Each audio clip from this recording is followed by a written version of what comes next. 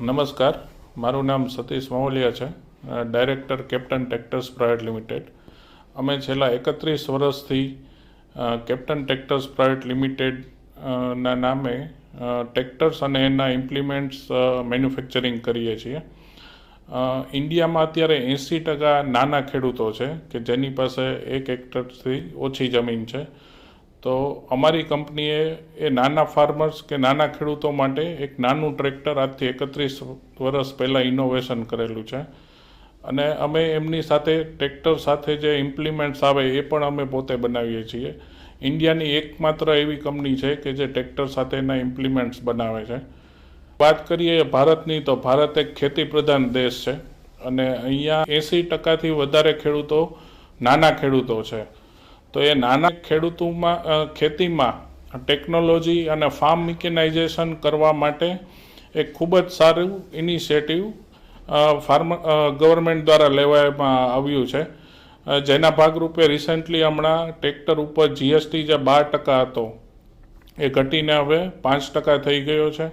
તો એ જીએસટી ઘટવાથી ખેડૂતોમાં જે ભાવ હતો, ટ્રેક્ટર્સના જે પ્રાઇસ હતા એ ઘણા બધા ઓછા થયા છે. પ્લસ ગુજરાત સરકારે મિની ટ્રેક્ટર ઉપર જે 45,000ની સબસિડી હતી તે વધારી અને 75,000 જેવી વધારે રકમ કરીને ખેડૂતોને ખૂબ જ સારું પ્રોત્સાહન પૂરું પાડેલ છે.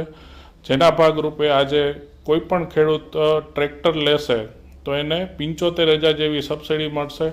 અને આ પગલાંથી ખેડૂતોમાં એક ફાર્મ મિકેનાઇઝેશનની જે ખૂબ જ મોટી જરૂરિયાત હતી, જે મોટો ગેપ હતો, એ એનાથી ફૂલફિલ થયો છે અને ખેડૂતો એના ખૂબ જ મોટા પ્રમાણમાં બેનિફિટ લઈ રહ્યા છે. તો અમારું અત્યારે એવરેજ પર મંથ 1200થી 1500 ટ્રેક્ટર અમે બનાવીએ છીએ. પાન ઇન્ડિયા દરેક સ્ટેટમાં અમારું નેટવર્ક છે, ડીલર નેટવર્ક છે, 200+ અમારા ડીલર્સ છે. એ સિવાય અમે 80થી વધારે કન્ટ્રીમાં એક્સપોર્ટ કરીએ છીએ, જેમાં યુરોપ, આફ્રિકા, અમેરિકા, કેનેડા જે બધા કન્ટ્રીઝમાં અમારા ટ્રેક્ટર્સ અત્યારે એક્સપોર્ટ થઈ રહ્યા છે. ટ્રેક્ટરની વાત કરીએ તો ઘણા બધા સ્પેર પાર્ટ દ્વારા ટ્રેક્ટર એક બનતું હોય છે. જેમ કે વાત કરીએ તો એક ટ્રેક્ટર બનવા પાછળ અરાઉન્ડ 2000+ કમ્પોનેન્ટ હોય ત્યારે એક ટ્રેક્ટર બને છે.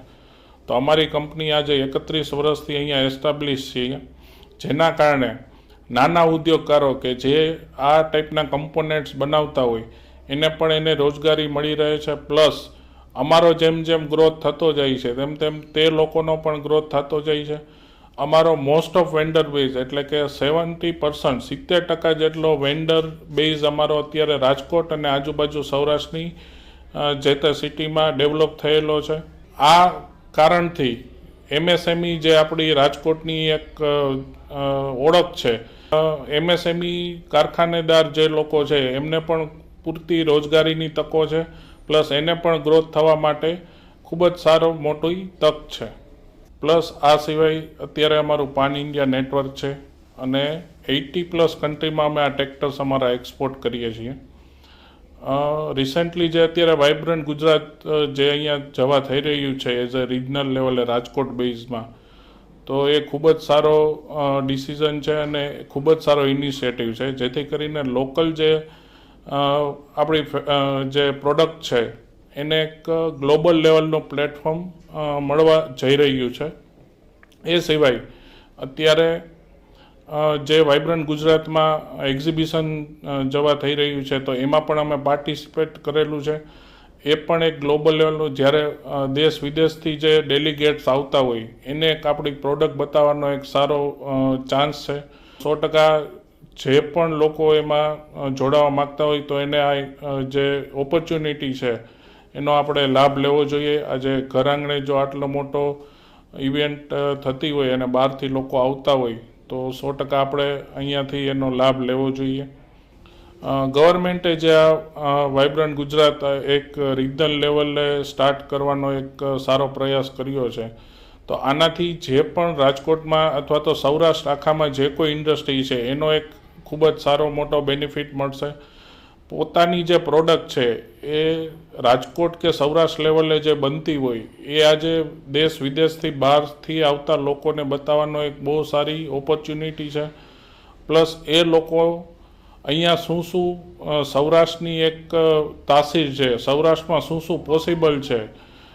સૌરાષ્ટ્રની વાત કરીએ તો ઇન્ડસ્ટ્રીઝ લેવલે ઘણી બધી ઇન્ડસ્ટ્રીઝ અત્યારે અહીંયા છે. સાયકલથી લઈને એરક્રાફ્ટ સુધીના કમ્પોનેન્ટ અત્યારે રાજકોટમાં બની રહ્યા છે. તો આ એક સારી ઓપોર્ચ્યુનિટી છે કે આપણે એ લોકોને બતાવીએ કે સૌરાષ્ટ્રની ઇન્ડસ્ટ્રીઝ કેવી કેવી પ્રોડક્ટ બનાવે છે. અને સરકારના આ પ્રયત્નથી સૌરાષ્ટ્રની ઇન્ડસ્ટ્રીઝને ખૂબ જ સારો બૂસ્ટ મળશે. પ્લસ જે લોકોને ઇન્ડસ્ટ્રીઝ અથવા તો ટેકનોલોજી લેવલે કંઈ રિક્વાયરમેન્ટ હોય તો એ રાજકોટ અથવા સૌરાષ્ટ્રના ઉદ્યોગકારોને એ પૂરી પાડવાનો બહુ સારો મોકો છે અને એનો બેનિફિટ મળશે.